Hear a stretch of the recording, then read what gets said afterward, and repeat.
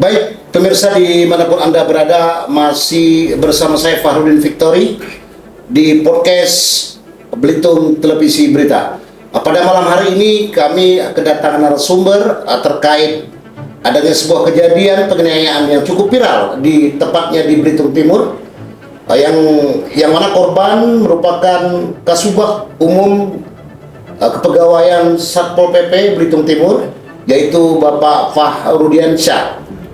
Beliau ini bertugas di Belitung Timur di Satpol PP, tepatnya terjadi pada tanggal 17 September 2024. Diduga kuat Kepala Dinas Kominfo Kabupaten Belitung Timur, yaitu Bapak Bayu Pri Yai Bodo, yang merupakan tersangka di dalam kasus ini.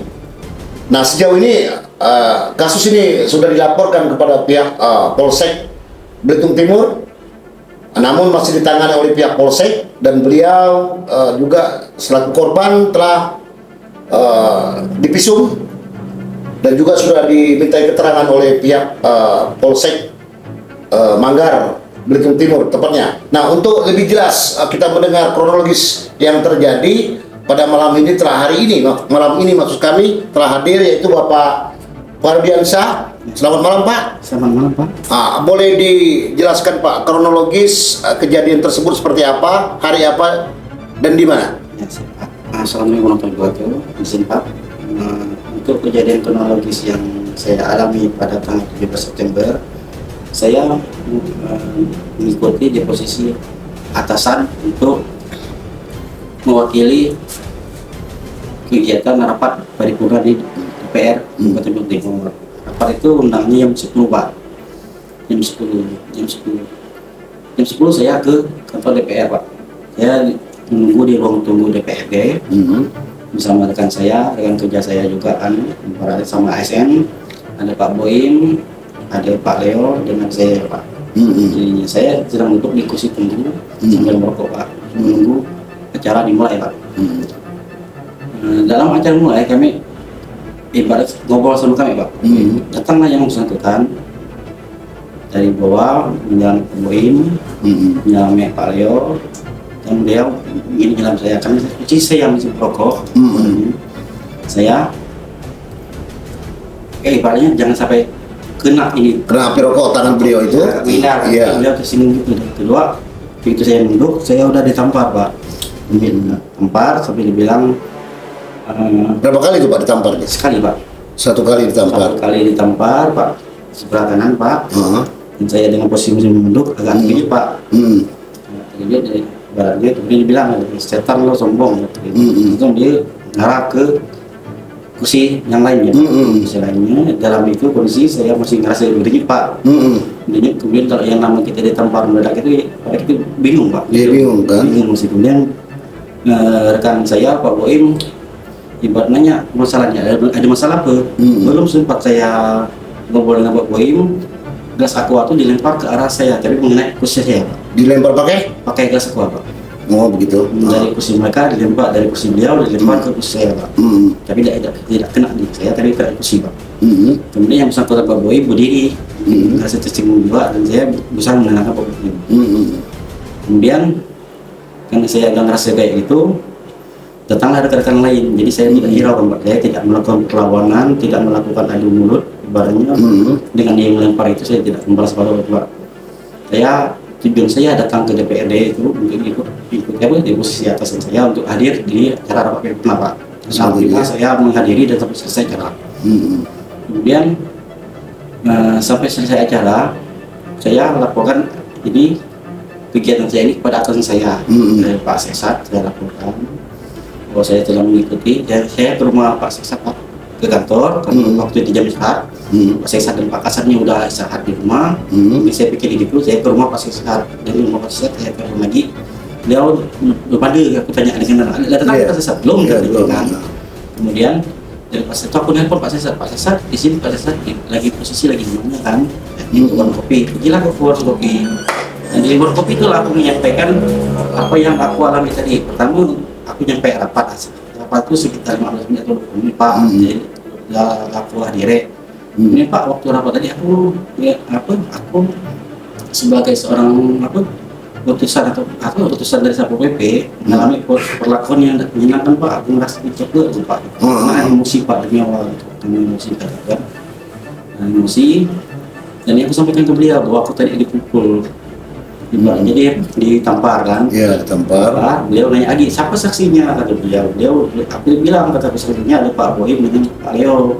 Jadi Pak sudah aku nelpon Pak Leo. Nelpon WA Pak Leo. Menanya kebenarannya ya. Benar kan kejadian ini? Ternyata benar Pak itu. Akan dari yang Pak Leo. Dan Pak Sesat aku sebagai pendengar ibaratkan sabarlah itu sisi kan, sabar, ini jangan ada yang ada penindakan, ibarat biar teranjak kan ya. Tapi waktu itu aku baliklah Pak ke kantor itu, pulang di kantor ibarat aku posisi kan sekarang kan aku di Bertin kan, selain aku ASN aku punya organisasi KMPI Pak. Iya. Aku nelpon ketuaku Pak Wahyu, ketua KMPI, aku telepon Pak, mana nih Pak kataku. Nah, ada ngobrol, dia ngomong dia di Warkop Komang, dia pergi ke Warkop Komang, kan permasalahan aku kan Pak, dari aku dapat, aku melaporkan ini sebagai anggota KMPI Pak, kan KMPI kataku Pak. Aku Pak sampai aku tadi waktu di rapat tadi aku dipilih Pak. Betul ya, menceritakan kejadian kepada ketua KMPI ya, Belitung Timur. Iya. Ketua KMPI ya, siapa saksinya? Saya pun ada bilang ada Pak Boim dan Pak Leo kataku. Jadi ketua KMPI aku sambil dengan selesai aku nanya kebenarannya kan kepada Pak Boim. Saya itu benar, tamparan, aku ditamparan. Kemudian ketua KMPI aku bilang, aku ngerasa bal nih Pak, masih ada ini. Jadi ketua KMPI aku menyatakan itu visum. Jadi aku ke Kapolsek minta data visum. Kemudian ditemani oleh pihak Polsek Manggar. Iya. Bapak melakukan visum ke rumah sakit. Aku dari Pak Wahyu tadi aku ke Polsek untuk minta visum kan. Iya. Visum di Kismas Manggar kan. Iya. Manggar setelah visum. Aku ibaratnya masih di Manggar lah Pak. Di Manggar menjadi kantor sini dengan anggota KMPI lainnya. Iya. Kemudian jam 10 kemarin, 10 tanggal 17 aku dipanggil lagi dari Kapolsek itu kita acara. Itu lah Pak. Seperti itu ya. Seperti itu, Pak. Nah, kira-kira bisa maju Bapak dikit? Siapa? Ya. Kira-kira adanya kejadian ini maksud saya. Siapa? Itu kira-kira pokok permasalahan itu apa? Ada nggak? Maksudnya apa? Permasalahan sebelumnya dengan Kepala Dinas Kominfo Beltim ini. Jadi kalau aku pribadi Pak, aku sebagai manusia ya, tidak lepas dari dosa juga.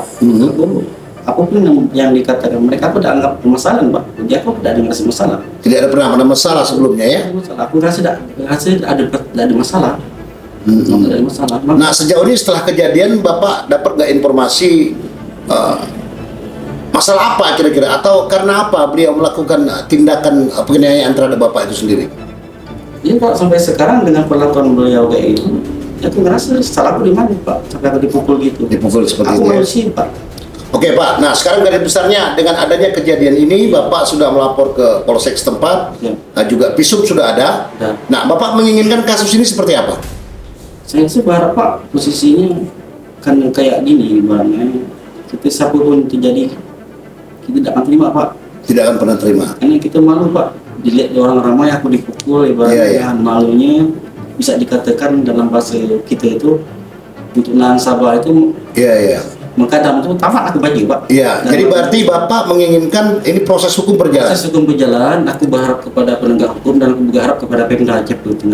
Nah sejauh ini kan Bapak selaku PNS kan, tentunya ada atasan, yaitu di samping kasat Bapak sendiri, Satpol PP maksud saya, dan juga ada Bupati. Nah dalam hal ini Bupati sudah dilaporkan belum terkait adanya kejadian ini? Kalau dilaporkan, aku secara pribadi belum pernah melaporkan ke bersangkutan. Aku cuma melaporkan dari atasan aku, karena aku punya atasan, aku dipangkat atasan aku kan. Tapi kalau dari Pak Sesa atau dari kasar aku lanjut kata dia kan, karena aku sebagai anggota Satpol PP, kedua aku sebagai anggota KMPI, gitu. Aku mandang di Satpol PP. Oke. Jadi Pak, garis besarnya kejadian ini pagi hari pada tanggal 17 September 2024. Ya, diduga kuat Jadi kepala Dinas Kominfo Kabupaten Beltim melakukan dugaan penganiayaan terhadap Bapak yang bernama Fardiansa selaku Kasubag Umum Kepegawaian Satpol PP Belitung Timur. Nah, sejauh ini kami ulangi, Bapak ingin proses hukum ini tetap berjalan sesuai mekanisme Pak ya tentunya. Jangan lagi ada di mana pun di pemerintahan ini jabat dengan tangan kayak gitu. Seperti itu Pak ya. Ya sok atau gini Pak. Oke, untuk statement akhir nih Pak, closing, mungkin ada harapan-harapan Bapak terkait podcast pada malam hari ini. Nah, Bapak keluarkan undang-undangnya, ada apa yang diharapkan lagi? Saya sih berharap Pak, untuk seorang pemimpin, itu atasan, bawahan, itu tetap ibaratnya di alur masing-masing kan, kayak PTP kan, misalnya beda lain. Kemudian untuk tindakan kayak sentuhan fisik itu janganlah. Oh, seperti itu Pak ya. Karena kita kan manusia Pak. Nah, sejauh ini Pak, apakah tersangka ini sudah dipanggil oleh pihak Polsek setempat? Aku belum tahu Pak. Belum tahu Pak ya. Sudah melapor Pak. Dan sepengetahuan Bapak, apakah tersangka ini sudah mengetahui Bapak melapor? Saya sudah tahu Pak. Sudah tahu. Nah, kemudian ada nggak upaya-upaya yang dilakukan oleh tersangka ini untuk mengampirin Bapak, memohon maaf atau seperti apa? Kalau sampai kemarin, sampai aku berita acara di BAP kemarin sampai jam 12 malam belum ada. Belum ada Pak ya? Oke, cukup Bapak? Saya belum tahu untuk selanjutnya. Iya, oke. Cukup. Jadi garis besarnya Bapak ingin proses hukum tetap berjalan. Oke, demikian pemirsa Belitung Televisi dimanapun Anda berada. Para pemirsa telah mendengar sendiri bahwa pada tanggal 17 September 2024 Pak Fardiansa yang merupakan Kasubag Umum Pegawaian Satpol PP Belitung Timur telah dianiaya oleh Kepala Dinas Kominfo Beltim. Nah, sejauh ini beliau ingin proses hukum tetap berjalan dan kasus ini sedang ditangani oleh Polsek Manggarai Belitung Timur. Nah, demikian pemirsa obrolan singkat kami podcast pada malam hari ini di studio Belitung Televisi Berita. Tentunya kita berharap agar proses hukum dapat berjalan sesuai komitmen beliau juga ingin keadilan yang didapatkan oleh beliau terkait adanya penganiayaan yang dilakukan oleh Kepala Dinas Kominfo kepada beliau. Saya Farudin Victory dari studio Belitung Televisi Berita, kameramen Marcel Prayoga melaporkan.